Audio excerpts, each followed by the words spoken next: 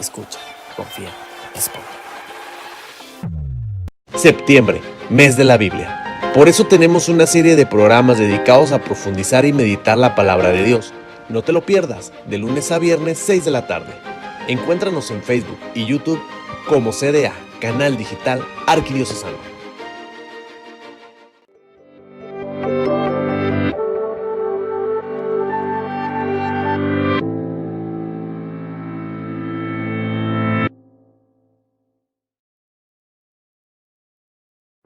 Vivamos lo nuevo.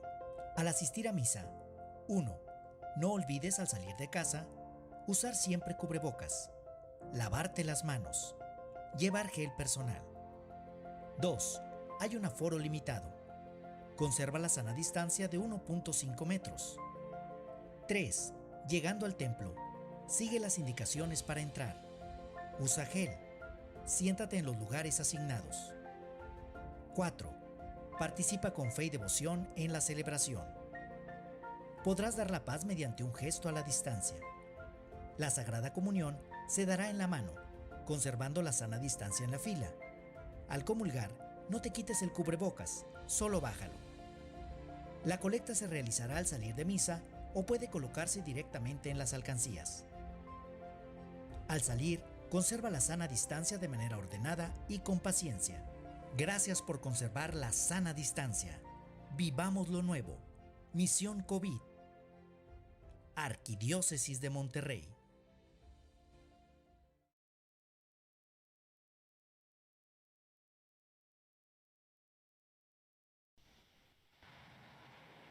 Buenas tardes, tengan todos ustedes. Nos encontramos en otro día más de este mes de la Biblia. Soy el padre Jaime Garza, prefecto académico de la Escuela Arquidiocesana Bíblica de Monterrey. Y pues es un gusto para mí volver a estar con ustedes en este ciclo de conferencias que hemos preparado durante todo este mes de septiembre, el mes de la Biblia, en el que celebramos precisamente la revelación de Dios a través de este libro sagrado que al final conmemora el día 30, pues la memoria de San Jerónimo, y que por lo tal es nombrado septiembre mes de la Biblia. Durante todo este mes hemos decidido presentar este ciclo de conferencias en torno a la lectura de la Biblia desde la perspectiva de la pandemia, ya que es la realidad en la que nos encontramos.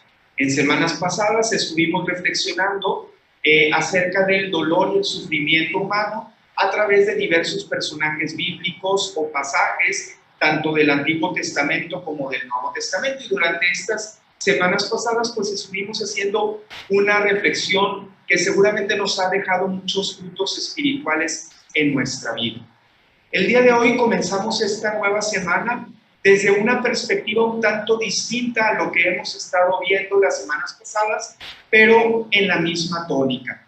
Nos seguimos reflexionando esta meditación sobre el sufrimiento humano desde la Sagrada Escritura, pero ahora centrándonos y enfocándonos específicamente en el relato de la pasión de Jesús en los diferentes evangelios. A lo largo de toda esta semana vamos a estar reflexionando sobre este sufrimiento de Jesús en la pasión y cómo desde la pasión de Cristo nosotros podemos hacer una lectura que ayude a descubrir en medio del dolor y del sufrimiento una riqueza que nos pueda ayudar a seguir creciendo en estos momentos difíciles en los que nos encontramos viviendo.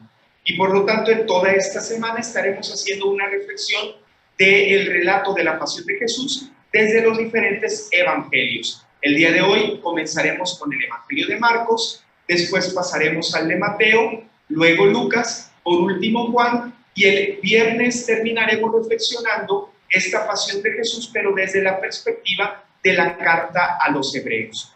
De esta manera tendremos un panorama amplio de cómo nuestro Señor Jesucristo también sufre, padece y asume el sufrimiento, y desde esta concepción de Cristo nosotros también poder asumir el sufrimiento y el dolor que padecemos en nuestra vida para convertirlos en un sufrimiento que ayude a el crecimiento de nuestra vida espiritual. Pues sin más preámbulos, quisiera entonces comenzar con ustedes este día con la lectura del relato de la Pasión en el Evangelio de Marcos. Quisiera comenzar diciendo una frase de San Agustín que siempre me ha ayudado mucho para comprender la riqueza y la grandeza de la Pasión de Cristo. Dice San Agustín que, hablando de la Pasión de Jesús y de la muerte que sufre Cristo en la cruz, dice, sale de esta vida, es decir, Cristo sale de esta vida por un acto de su poder, ya que no había venido por la fatalidad. Cristo, Él llega a la cruz y sufre, padece la muerte en la cruz, no porque haya tenido que soportar o haya tenido que padecer esta muerte por ser un pecador. Recordemos que al final la muerte es, desde la perspectiva bíblica, el resultado del pecado.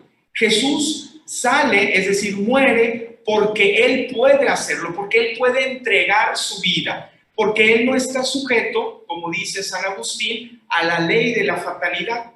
Por eso, continúa, algunos se asombran más del poder del que muere que del poder de hacer milagros, porque Jesús, sin tener la necesidad de morir, ya que Él no había cometido pecado y Él tenía la naturaleza divina en sí mismo, Él acepta este padecimiento de la muerte. Y este poder de aquel que da su vida, entrega su vida, es el que hace posible que se encuentre más fuertemente la grandeza de Cristo en la cruz. Por eso es más importante el que Cristo tenga la capacidad, el poder y el deseo, la voluntad de entregarse en la muerte, que del poder de hacer milagros, como decía San Agustín, porque es más importante esta entrega generosa que hace de su vida, aún sin necesidad de haberlo hecho. Y esto ya nos adentra en lo que significa meditar y experimentar el relato de la pasión de Cristo en la vida de Jesús, en los evangelios. Y antes de reflexionar sobre el evangelio de Marcos y algunos puntos que vamos a tocar de este evangelio que nos van a ayudar a meditar en esta lectura que hacemos de la Biblia en tiempos de pandemia, quisiera introducir algunos elementos importantes que nos van a ayudar a comprender mejor los relatos de la pasión. Y hablo de los relatos de la pasión porque no existe un solo relato. Si bien es cierto que gracias a las películas, a las novelas y a muchos otros instrumentos que han existido a lo largo de la historia para tratar de comprender mejor la pasión de Cristo, tratando de hacer solo un relato homogéneo y unificado, la verdad es que el relato de la pasión está descrito en los 4 evangelios de manera distinta. Es decir, no podemos cometer el error de pensar que podemos hacer un relato de la pasión, porque cada evangelista en cada evangelio presenta el relato de la pasión de manera distinta. Y esto hace que entonces nosotros tengamos que saber y descubrir, leer el relato de la pasión desde la perspectiva que el evangelista nos está dando. Por eso es importante que descubramos que no existe un relato de la pasión. Los relatos de la pasión de Cristo se desarrollan en cada evangelio de manera distinta. Y aunque es cierto, y lo veremos más adelante, existe una homogeneidad en todo el relato de cada uno de los evangelistas, tanto los sinópticos como el de Juan, no podemos caer en el error de tratar de unificar todo en un solo relato. Si bien, como les digo, las películas o las obras literarias como algunas novelas tratan de hacer esta tarea de unificar en un solo relato los sucesos de la pasión, la verdad es que cuando leemos la Sagrada Escritura nosotros no debemos cometer ese error. Tenemos que saber leer y descubrir la pasión desde la perspectiva del Evangelio en el cual lo estamos leyendo. Y a partir de ahí, poder hacer una verdadera hermenéutica, una correcta interpretación del pasaje y del texto de la pasión desde la perspectiva y teología del Evangelio en el que nos encontramos.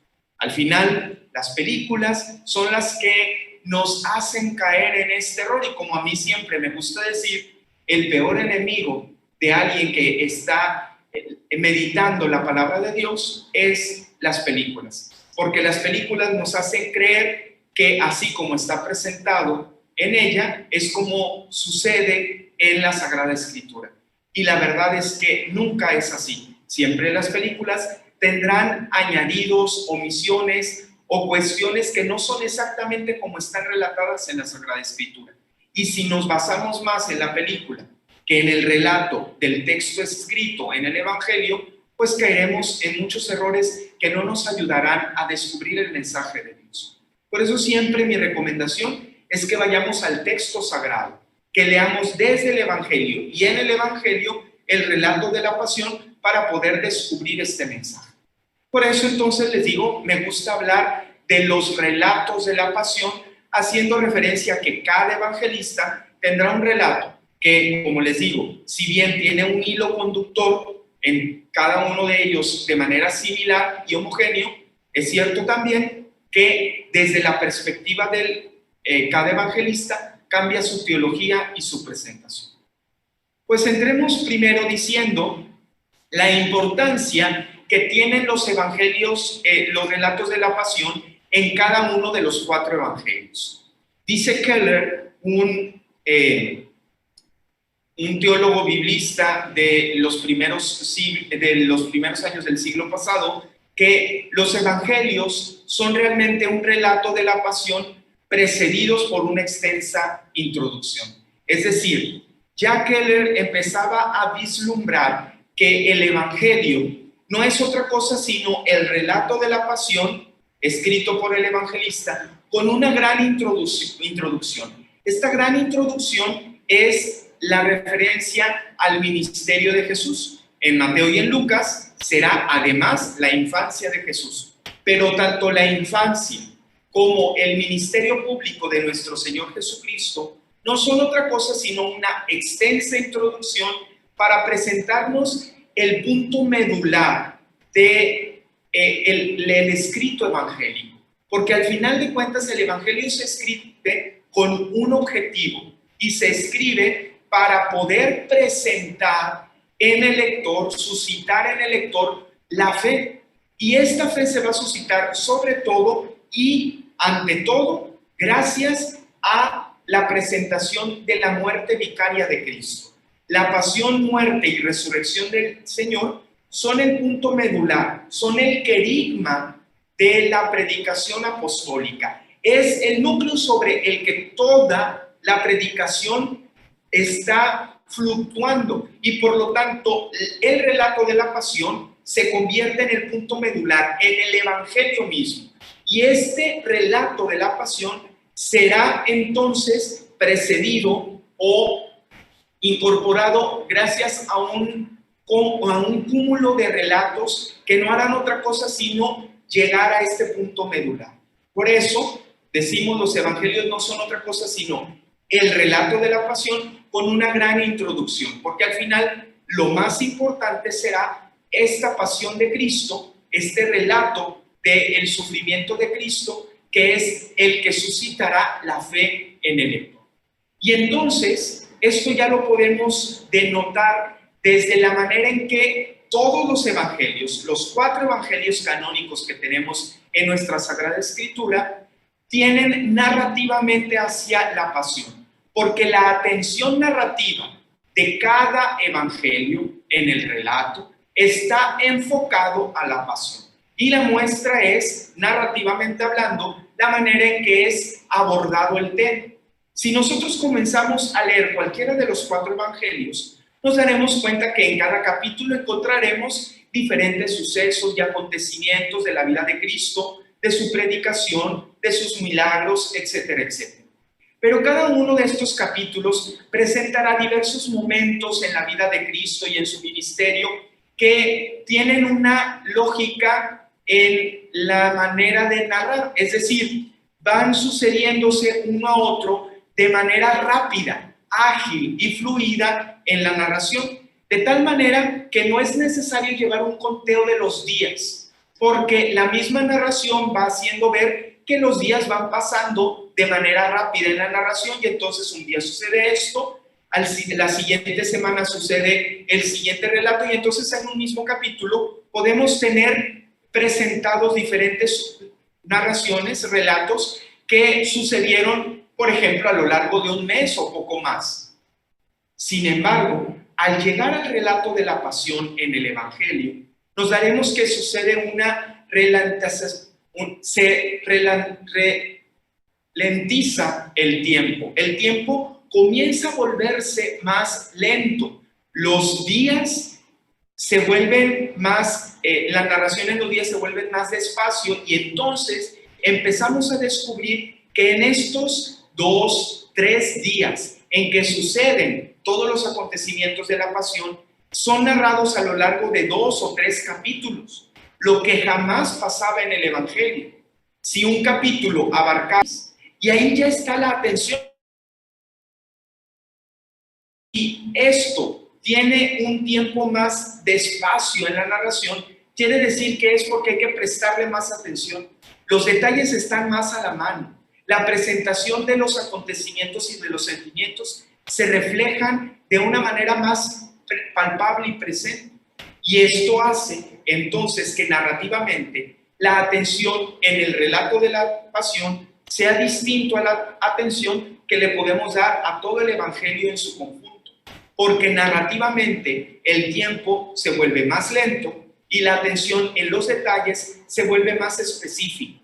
Por eso narrativamente ya el mismo evangelista presenta al relato de la pasión en su evangelio como algo tan importante que tiene que ser observado a detalle. Además, en el relato de la pasión, a diferencia de todo el cúmulo de relatos que existen en el evangelio, nos damos cuenta que posee una narración compacta y unitaria. Todos los acontecimientos de la pasión están de tal manera encadenados que es difícil poder separarlos uno de otro. La misma liturgia en la iglesia ha visto esta dificultad, y por eso durante el año litúrgico difícilmente leemos un pasaje de la pasión de Cristo de manera sola, sin estar presente todo lo que está alrededor, porque narrativamente es difícil separar un solo momento, un solo suceso de este relato de la pasión unificado. Y ciertamente, además, el relato de la pasión se presenta bien delimitado. Podemos descubrir casi de manera instantánea cuál es el principio y el final del relato. Descubrir exactamente dónde está el límite de este relato para descubrirlo presente narrativamente hablando. Por eso, la importancia del Evangelio es radical y esencial en la presentación de este relato en el mismo Evangelio. De allí su importancia. Pero además tenemos también que su extensión está bien delimitada.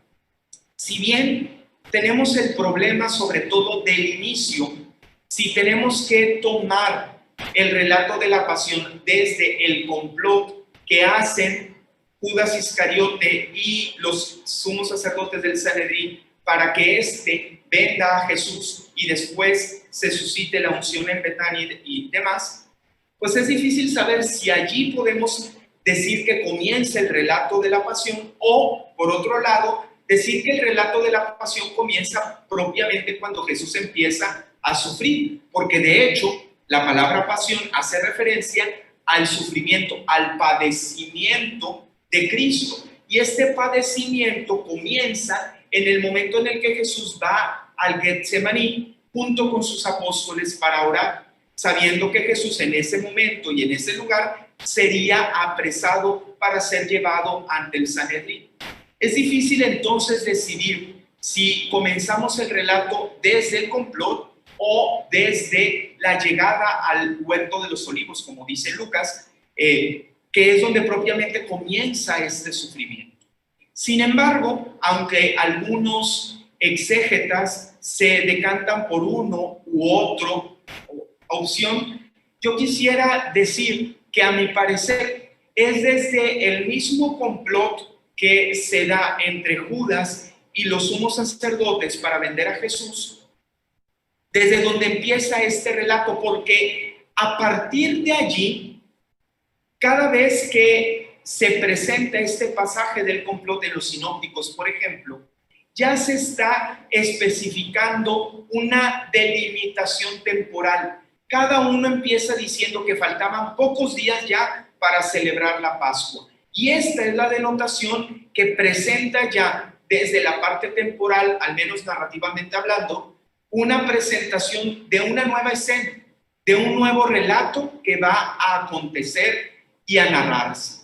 Por eso yo considero que es correcto comenzar desde el complot por esta precisión cronológica. Y quisiera leer con ustedes, desde el Evangelio de Marcos, este momento en donde está esta precisión. En el capítulo 14, en su primer versículo, dice: faltaban 2 días para la fiesta de la Pascua y de los panes sin levadura.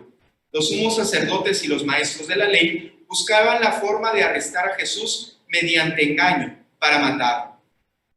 Vemos cómo el mismo pasaje del Evangelio ya está denotando esta precisión cronológica. Faltan 2 días para la fiesta de la Pascua. Y esta precisión ya nos pone en el contexto de la nueva escena y de la nueva presentación de este relato de la pasión en cada uno de los evangelios. Por eso considero que hablar del relato de la pasión desde el complot es una manera correcta de abordar este relato. Y la finalización no tiene tanto problemática en cierto sentido, porque diríamos que el relato de la pasión termina o finaliza en el momento en el que Jesús es sepultado, es puesto en el sepulcro. Cabría aquí aclarar que el relato entonces de la resurrección no pertenece propiamente al relato de la pasión, no porque sea algo distinto a él, sino porque si seguimos la lógica de la cuestión temporal, al momento de narrar la resurrección de Cristo, comenzará otra precisión cronológica diciendo que muy de mañana, el día después del sábado, fueron las mujeres al sepulcro. Y entonces hay otra precisión cronológica. Estas dos precisiones nos pueden entonces dar una pista de dónde podemos iniciar y finalizar el relato de la pasión. Por un lado, iniciarlo desde el complot que se da de los sumos sacerdotes con Judas, y por otro, desde el momento en que Jesús es puesto en el sepulcro, porque al capítulo siguiente habrá otra precisión cronológica que no se había dado durante todo el relato. Pues aunque en el relato se van manifestando y se van diciendo los cambios de día o de tarde, noche, etcétera, etcétera, en cada uno de los acontecimientos, las precisiones tan exactas como esta que hemos leído en Marcos o la que se da al inicio del relato de la resurrección, pues no están tan palpables. El inicio de la resurrección comienza también con una precisión cronológica exacta, igual que sucede con el inicio del relato de la pasión. Por eso podemos delimitar entonces la extensión de los relatos de la pasión desde el complot hasta el momento en el que Jesús es puesto en la tumba vacía. Pensando de esta manera, ¿de qué hablamos o cuál es el contenido y la extensión más bien del relato de la pasión? Podemos pasar ahora sí a hablar del siguiente punto, que es el contenido. ¿Qué es lo que se encuentra en el relato o en los relatos de la pasión de cada uno de los evangelios? Lo primero que podemos denotar en cualquiera de los evangelios, sea en los sinópticos como en el de Juan, es que el plano de la redacción es doble y la comprensión de los sucesos es doble también.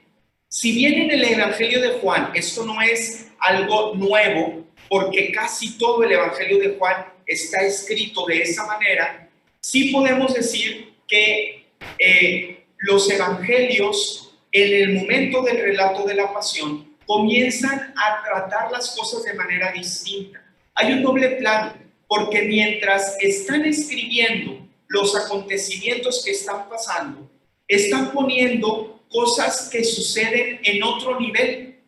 Y entonces, cuando apresan a Jesús, pareciera que quieren decir que llevan a Jesús en contra de su voluntad, pero es Jesús quien se está entregando, porque él mismo en el relato se presenta y hasta llega a decir: si me buscan a mí, dejen que estos, refiriéndose a sus discípulos, se vayan. En este doble plano existe también un repetido uso del lenguaje irónico y casi van a la par. Hay un doble plano de redacción y de comprensión porque se usa también este lenguaje irónico. Por ejemplo, Jesús, cuando va a ser apresado y en el Evangelio de Lucas le cortan la oreja a uno de los criados del sumo sacerdote, Jesús lo sana, mostrando así su poder, su grandeza, su acción divina. Cuando lo tratan como rey y lo empiezan a golpear y le empiezan a poner la corona de espinas y hacen todo este juego con Jesús, realmente están diciendo que Jesús es rey porque es vestido como rey. Si bien lo están haciendo desde un tono de burla, el Evangelio lo presenta como un verdadero rey. Tiene una corona, tiene un manto púrpura.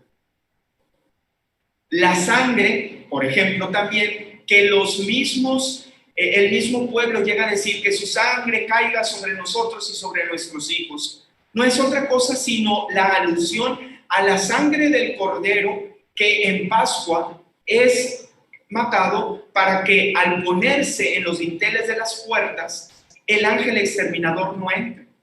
Todo este lenguaje irónico en el que se presenta algo, pero que está diciendo otra cosa más grande, se encuentra en cada uno de los relatos del Evangelio, de la pasión. Cada uno de los evangelios tiene esta denotación específica en el lenguaje.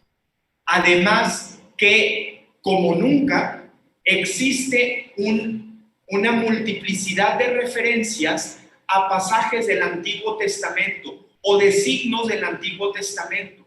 Esta intertextualidad en donde se presentan sucesos en el relato de la pasión que son iluminados por pasajes del Antiguo Testamento se le llama intertextualidad. Un pasaje del Antiguo Testamento que ilumina y aclara un suceso en el Nuevo Testamento. Y entonces, esto en los relatos de la pasión se encuentran de manera continua, presente y palpable. De hecho, más adelante vamos a evocarnos precisamente a esta relación de la intertextualidad con algunos pasajes. Este es el contenido que existe en cada uno de los relatos de la pasión, les digo, independientemente del evangelista. Pero más allá, continuamos también hablando de la interdependencia que existe entre cada uno de los evangelios.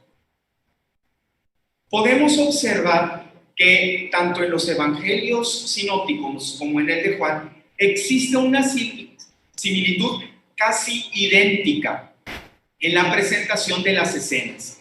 Las escenas están constituidas una tras otra de manera casi idéntica y aunque en uno y otro evangelista cambian un poco una escena o meten una escena extra y otra, que ahorita lo veremos más a profundidad, ciertamente la manera en que están presentados tiene una manera homogénea, casi perfecta, en donde esto demuestra que todos dependen uno del otro y que ningún evangelista, ni siquiera Juan, que es el que más libertad se da para escribir, pensó en dañar sustancialmente la manera en que estaba escrito el relato de la pasión.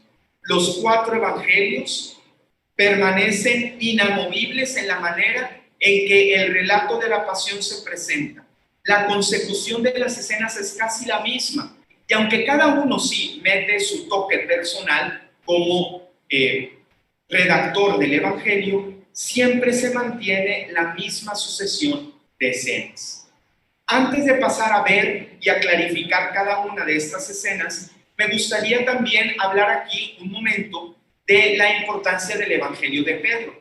Y es que si bien este Evangelio no es canónico, es uno de los evangelios apócrifos, este Evangelio que habla precisamente de la pasión de Cristo tiene también una conexión muy grande con cada uno de los evangelistas canónicos y hace que un testigo aparte de los evangelios canónicos presente la pasión de Cristo con esta sucesión de escenas casi de manera intermitente.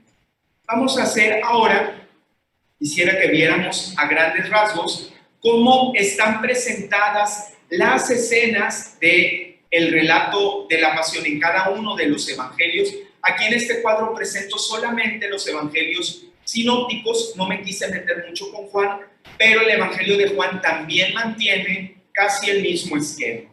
Y aquí en esta tabla nos podemos dar cuenta cómo están constituidos la sucesión de las escenas. Fíjense cómo no hay saltos, todo está completamente uno tras otro. Si bien solo Mateo en la escena de Jesús ante Pilato hace un cambio, y son ahí los versículos que pongo en color rojo, que están cambiados o salteados a comparación de la demás línea, digámoslo así, narrativa cronológica. Son pocos los que suceden, son tres escenas en Lucas, una escena en Mateo que está un poco cambiada de lugar, pero tampoco significa que esté cambiada totalmente. Esto ya nos muestra que todos están siguiendo una misma línea cronológica, todos están siguiendo una misma línea narrativa, todos están siguiendo una misma predicación, un mismo querigma que es inamovible, que ni siquiera teniendo la autoridad de evangelista y redactor del evangelio, pudieron y quisieron cambiar. Lo dejaron tal cual estaba la predicación apostólica. Y la sucesión de las escenas, en sentido estricto, una tras otra, es la muestra de ellas. En color rojo pongo, por ejemplo, la unción en Betania, que es una escena que le falta a Lucas, pero porque él la acomodó en otro momento previo al relato de la pasión de su evangelio. Y Mateo tiene solamente dos escenas que nadie más tiene, que es la muerte de Judas y cuando van a decirle a los que estaban cuidando el sepulcro, los soldados van a decir que se perdió el cuerpo de Jesús. Son esas dos escenas. Y los dos discursos de Jesús están solamente en Lucas junto con la presentación de Jesús con Herodes y el buen ladrón. Solo estas escenas son extras en cada evangelista. Todo lo demás está intacto y perfectamente encadenado en una sucesión temporal de una escena tras otra. Por eso, les decía al inicio, que esta similitud en los evangelios, en los relatos de la pasión en cada evangelio, nos muestra ya esta idea. Hay algo tan especial e importante en el relato de la pasión que ningún evangelista puede o quiere mover. Se presenta tal cual. Están presentes sin mucho cambio ni movimiento, porque es el núcleo de la predicación. Y aunque en otros pasajes pudieron haber hecho cambios, pudieron haber puesto antes o después una cosa u otra en las señales milagrosas de Jesús, en su predicación, en cualquier otro momento de su ministerio, en la pasión de Cristo no lo mueven, lo dejan claro en un camino perfectamente delineado y agregan sí una que otra cosa, algún otro elemento que ayuda a comprender mejor o a clarificar mejor la presentación del relato de la pasión, pero esencialmente permanece inmóvil, sin cambio, en una unidad narrativa perfecta, una similitud homogénea, porque además, en la mayoría de los casos, las palabras en griego son casi idénticas. Esto ya muestra la importancia, como les digo, del evangelio, del relato de la pasión en el evangelio. y por lo tanto nosotros también tenemos que adentrarnos a estos relatos con la debida reverencia. Cuando entramos al relato de la pasión en un evangelio, estamos entrando a la médula y a la esencia misma del evangelio. Ya por último, quisiera denotar la teología presente no en un solo relato de un solo evangelio, sino de todos los 4 relatos de la pasión de Jesús. Los relatos de la pasión de Jesús se mueven en una misma sintonía teológica. Por un lado, todos los 4 evangelios presentan en su relato de la pasión a Jesús como el justo sufriente. Jesús es el justo sufriente del Antiguo Testamento que acepta una muerte o una afrenta que le hacen sus enemigos, de la cual él no tiene merecimiento. Él, el justo sufriente en el Antiguo Testamento, era el hombre que, sin tener pecado, padecía el sufrimiento. Jesús es este justo sufriente en los relatos del Evangelio. Por otro lado, se presenta también siempre la flaqueza de los discípulos de Jesús. Los discípulos no son capaces de seguir a Jesús hasta la cruz. Los discípulos no son capaces de caminar con Jesús el camino de la cruz. Es más, paradójicamente presenta, de manera irónica, que las mujeres son las que sí llegan hasta la crucifixión. Por eso las mujeres son las que van a recibir la fuerza del anuncio de la resurrección. También se presenta siempre la libertad de Jesús en su entrega ante el sacrificio. Y sobre todo ese Dios silencioso que habla en la muerte del Hijo por medio de los acontecimientos cósmicos. Al final, la teología de cada relato de la pasión se presenta sobre todo en una profesión de fe en que Jesús es el Hijo de Dios. Ya me he extendido un poco hablando de esta introducción de los relatos de la pasión, pero creo que esto nos ha ayudado a comprender mejor de manera global de qué estamos hablando. Por eso quisiera hablar del relato de la pasión de Marcos, solamente tocando 3 escenas de este relato de la pasión para tratar de meditar con esas escenas acerca del sufrimiento que vivimos. Por un lado, quisiera que viéramos la traición de Pedro. Voy a leer rápidamente el pasaje donde Pedro niega a Jesús.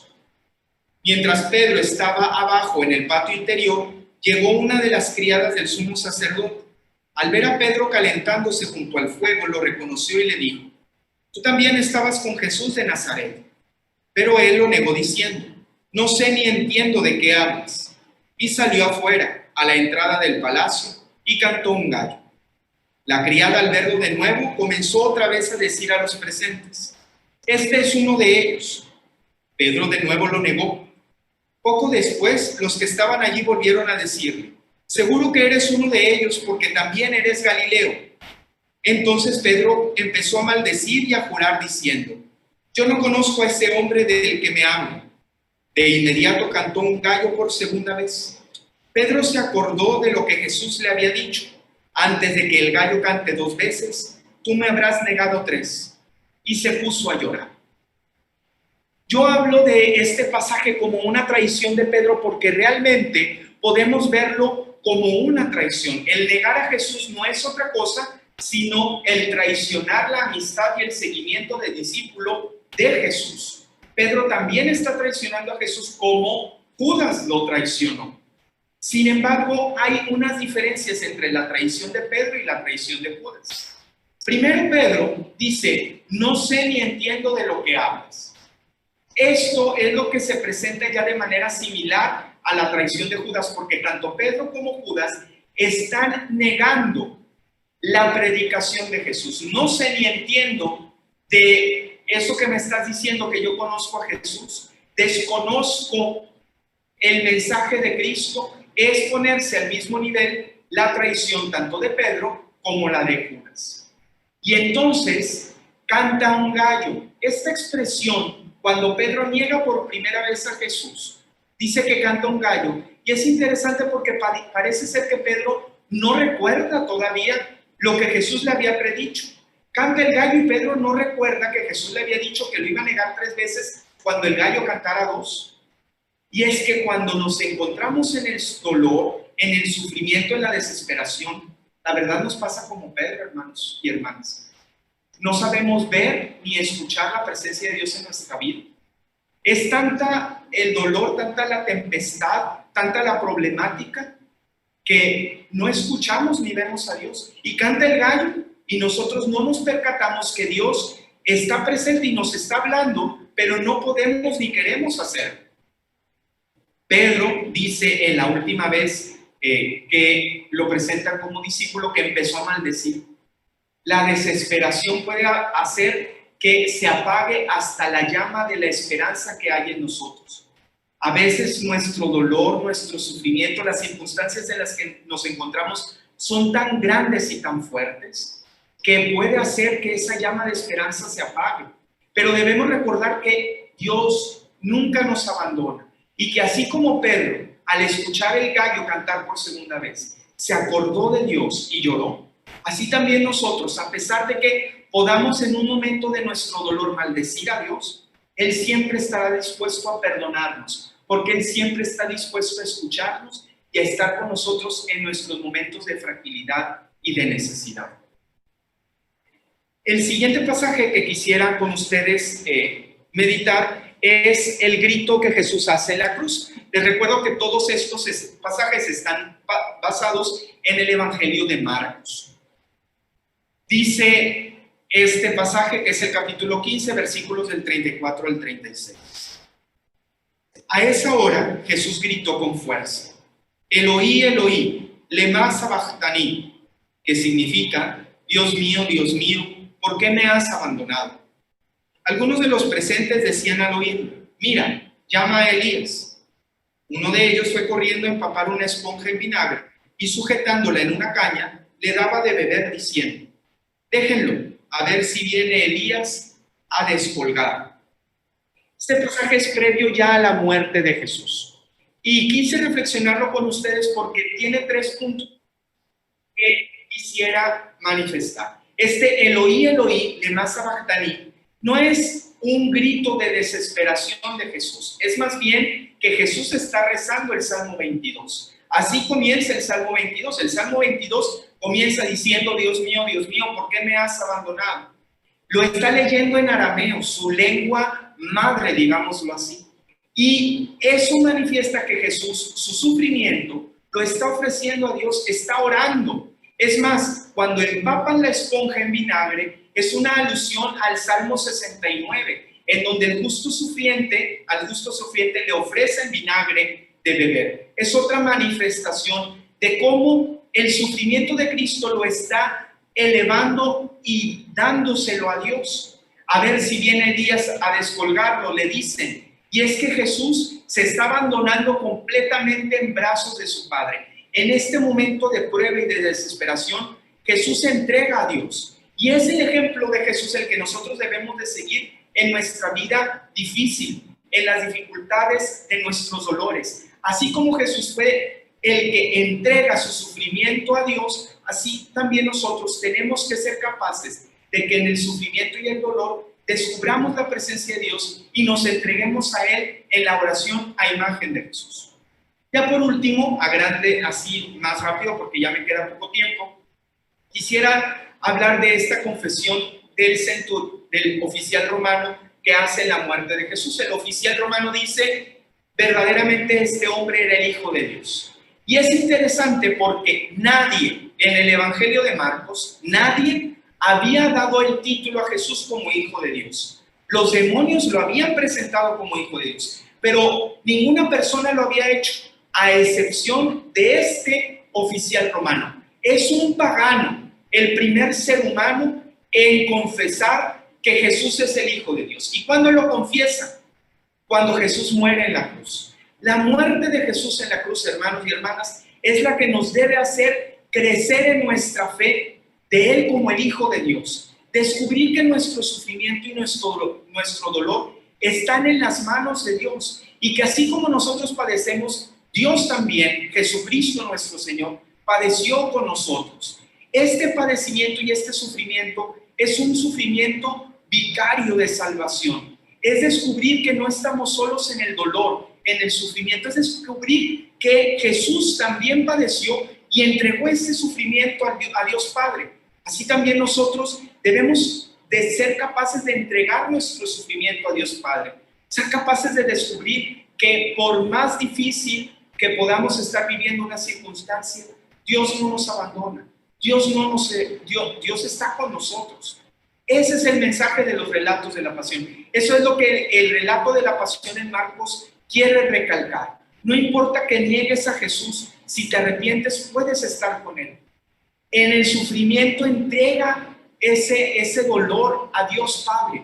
Ora a Dios en los momentos de dificultad. Dios no nos abandona, hermanos. Dios siempre está con nosotros. La pasión de Cristo es la prueba irrefutable de que Dios conoce el dolor, no porque se lo hayamos contado, sino porque Él mismo lo padeció en su camino en la cruz. Y así como Él resucitó, nosotros también vamos a resucitar. Que la Sagrada Escritura y que el relato de la pasión de Cristo sean luz en este camino de dificultad que vivimos y que de esta manera podamos estar acercándonos a Dios. Pues ojalá y que estas reflexiones nos hayan servido en este caminar, haciendo esta lectura de la Biblia en tiempos de pandemia. Vamos a continuar los próximos días a ver el relato de la pasión desde Mateo, Lucas, Juan, y ojalá y que en cada una de las perspectivas de los diversos evangelistas descubramos nuevas luces que nos ayuden a seguir meditando. Muchas gracias, que Dios los ilumine y que la Biblia siempre sea la luz en nuestros pasos. Dios los bendiga. Muchas gracias.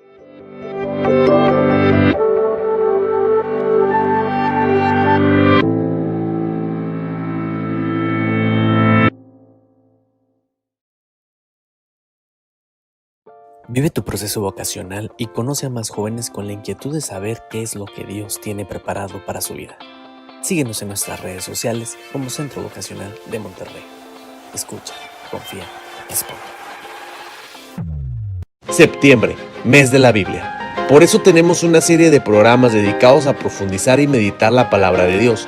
No te lo pierdas, de lunes a viernes, 6 de la tarde.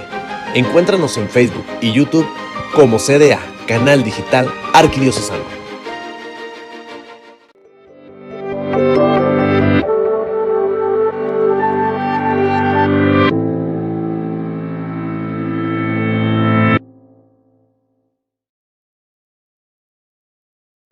Vivamos lo nuevo.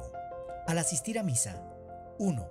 No olvides al salir de casa usar siempre cubrebocas, lavarte las manos, llevar gel personal. 2. Hay un aforo limitado. Conserva la sana distancia de 1.5 metros. 3. Llegando al templo, sigue las indicaciones para entrar. Usa gel. Siéntate en los lugares asignados.